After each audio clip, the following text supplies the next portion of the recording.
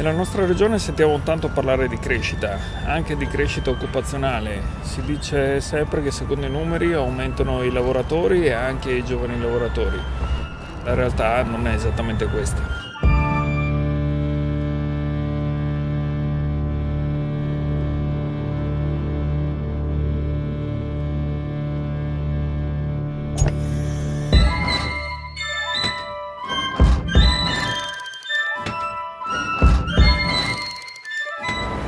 Patrizia, benvenuti al Mercatone 1. Sì, benvenuti al Mercatone 1, hai detto bene, sono 2 anni che siamo chiusi. Per cui adesso voi state attendendo di conoscere il vostro destino.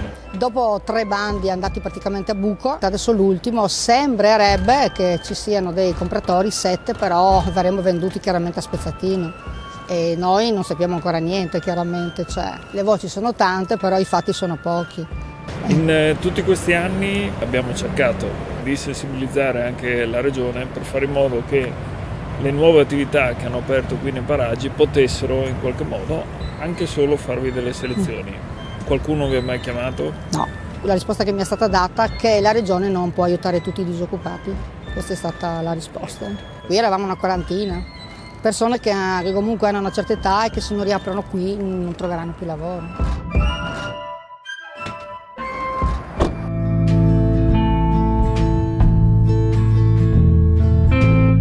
I dati demografici della nostra montagna riportano numeri allarmanti. Lo spopolamento è continuo e tangibile.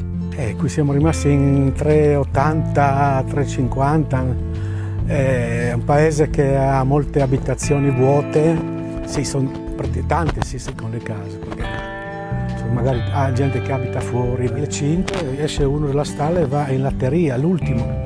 C'è l'unico agricoltore diciamo, che si vede passare con col vagone. E tu qui hai un'attività, questo alimentari, è praticamente la sopravvivenza del paese. Come attività abbiamo ancora pizzeria, qua abbiamo, sì, c'erano 12 osterie veramente qua, nel giro di 1,5 chilometri.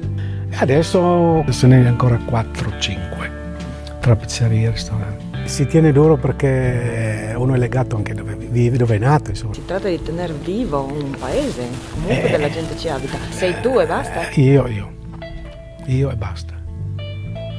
Stanno scomparendo gli uffici postali, gli sportelli bancari. Le scuole sono costrette ad accorpare le classi perché non ci sono abbastanza bambini. Fino ad ora i partiti si sono occupati di politiche per la montagna. È ora di iniziare ad occuparsi di politiche della montagna.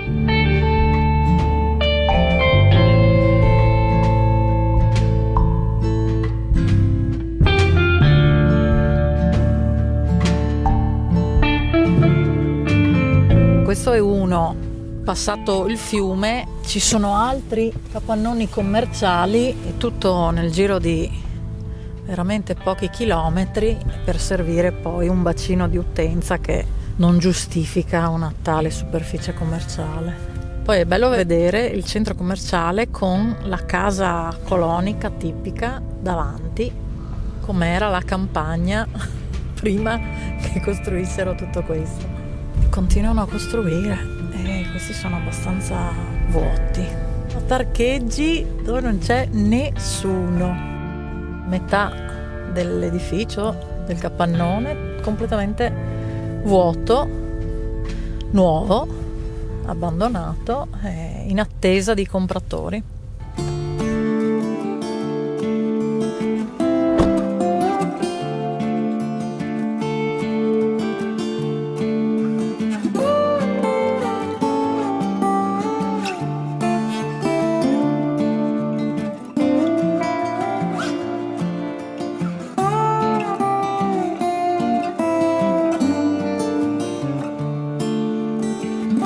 Qui siamo sul corso principale, lì c'è un negozio chiuso, qui adesso ce n'è un altro e qui un altro ancora.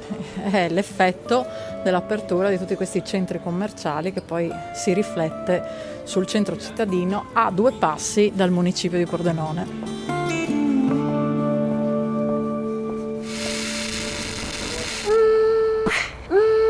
Il settore dell'azzardo si colloca al 4° posto tra le industrie italiane.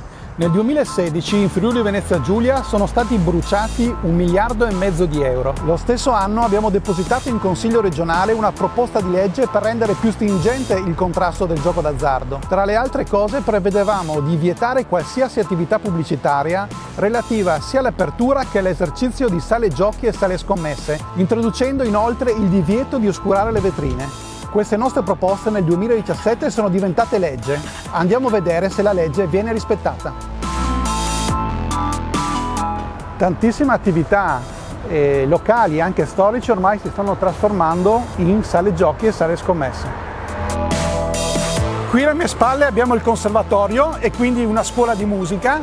Di fronte abbiamo una sala slot, dove vediamo ancora la pubblicità e i vetri che sono ancora oscurati. Qui ci troviamo in Via Battisti, una delle zone più trafficate della città, e anche qui, come potete vedere, le vetrine sono oscurate e c'è anche la pubblicità. A poca distanza abbiamo una sala scommesse che si trova proprio di fronte a una scuola. Queste sale scommesse entro 5 anni dovrebbero spostarsi almeno a 500 metri dai luoghi sensibili, ma già oggi in realtà dovrebbero togliere l'insegna con la pubblicità del gioco d'azzardo. Ecco un'altra sala giochi, una sala giochi anche questa con le finestre oscurate, una sala giochi che già oggi potrebbe essere sanzionata. Bisogna pretendere il rispetto della legalità non solo dai più deboli, come chi chiede la carità, ma anche da chi rappresenta i poteri forti.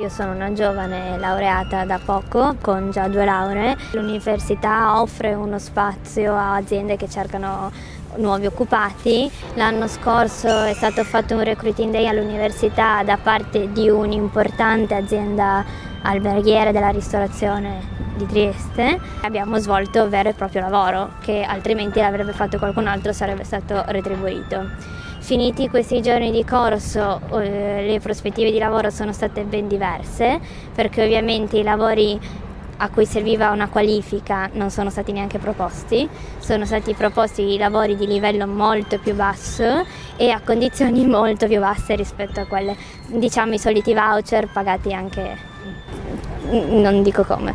Dovrebbero essere le aziende a dire cosa serve, che tipo di qualifica serve, e poi ovviamente da lì la regione si organizza anche con gli enti di formazione per realizzare i corsi e preparare le persone per fare quel tipo di lavoro.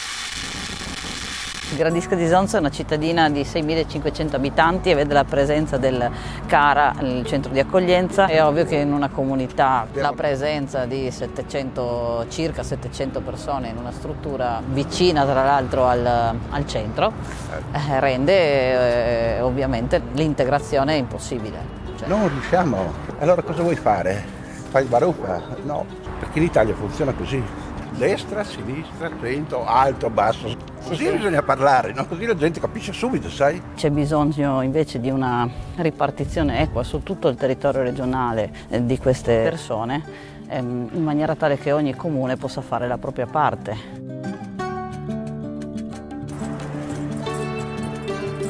Questa è la struttura di Vita Cara e ex CIE, è un'ex caserma e alcune parti di essa non sono state nemmeno recuperate. Ovviamente in una struttura così che ospita circa 700 persone ci possono essere dei problemi di origine sanitaria. We are waiting for the soggiorno. Some of the people living in the Cara among I think 14 or 15 months just eating and sleeping and if they refuse our case, then it will take almost 2 years. Yes, we want to stay in Italy because there's no other place for us.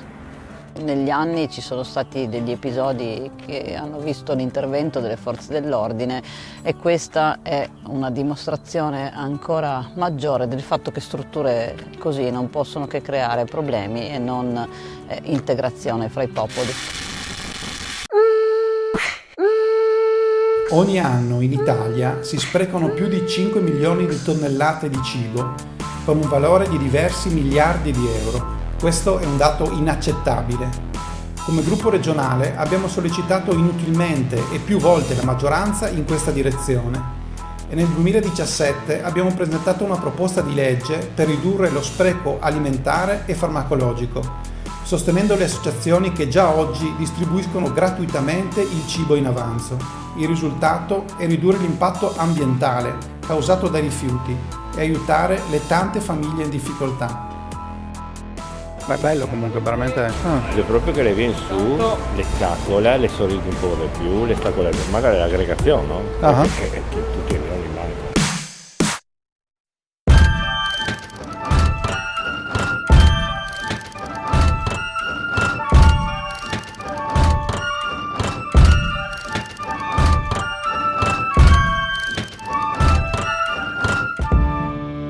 Sono 77 mesi che quasi ogni mese, a volte anche 2 volte al mese, mi presento all'ufficio di collocamento. Ho perso completamente quasi la fiducia per quanto riguarda gli uffici delle categorie protette dell'ufficio di collocamento.